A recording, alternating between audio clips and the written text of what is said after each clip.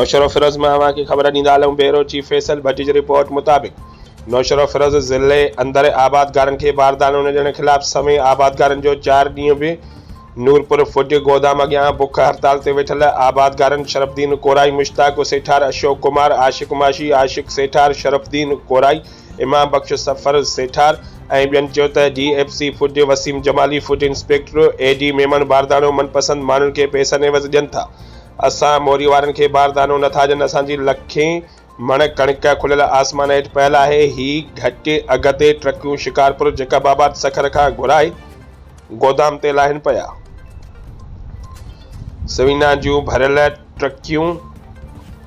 भरियल ट्रालियूं national highway ते 15 ॾींहंनि खां बीठल आहिनि, मगर उन्हनि खे गोदाम ते लहण लाइ तयारु न आहिनि। असां 4 ॾींहं खां फूड गोदाम अॻियां बुख हड़ताल ते वेठल आहियूं। असां खां DC या को बि ऑफिसर बुख हड़ताली कैंप ते न आया आहिनि, न बारदानो ॾियण लाइ तयारु आहिनि।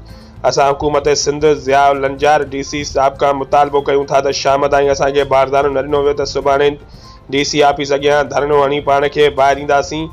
जो बि नुक़सानु थियो उनजो ज़िम्मेवार इंतिज़ामिया ऐं फूड अमलदार हूंदा।